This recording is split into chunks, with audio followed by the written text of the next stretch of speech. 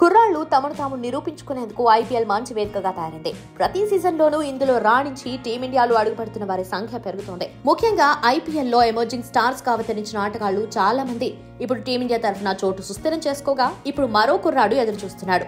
అతనే మన తెలుగు బిడ్డ నితీష్ కుమార్ రెడ్డి. ఐపీఎల్ లో అత్యధిక పరుగులు, అత్యధిక వికెట్లు, అత్యధిక 4లు, 6లు, most valuable player, best strike rate ఇలా ఎంతో మంది ఆటగాళ్లు అవార్డులు గెలుచుకుంటారు. అలాగే emerging player of the season award కూడా ఒకటి ఉంది.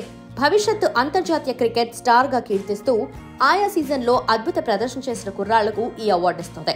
అలా ఈ సీజన్ కు Sunrisers Hyderabad allrounder Nitish Kumar రెడ్డికి ఈ అవార్డు లభించింది. రంజీ ట్రోఫీలో ఆంధ్ర తరఫున అద్భుతంగా రాణించగా వేలంలో సన్ రైజర్స్ ఈ తెలుగు కుర్రాడిని దక్కించుకుంది. ఈ ఐపీఎల్ సీజన్ లో 21 ఏళ్ల నితీష్ మొత్తం 13 మ్యాచ్లు ఆడి 303 రన్స్ చేశాడు. యావరేజ్ 33.67 కాగా 142.92 స్ట్రైక్ రేట్ తో పరుగులు సాధించాడు. ఇందులో 21 సిక్సర్లు, 15 4లున్నాయి. అలాగే బాల్ తోనూ రాణించాడు.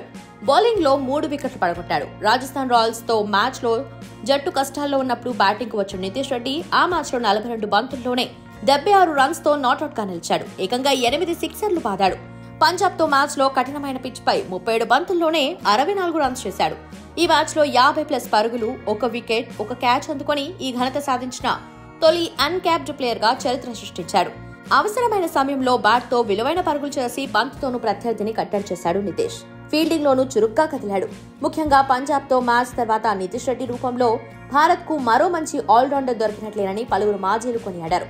నిఖార్సైన పేస్ ఆల్రౌండర్ కొరతతో సతమతమవుతున్న టీమిండియాకు ఇతను త్వరలోనే ఎన్నికయ్యే అవకాశాలు కనిపిస్తున్నాయి. ఎందుకంటే గతంలో రోహిత్ శర్మ, శ్రేయస్ అయ్యర్, జైస్వాల్, సంజు శాంసన్, పంత్, గిల్ వంటి వారు ఈ అవార్డు దక్కించుకుని ఇండియాకు ఆడుతున్నారు.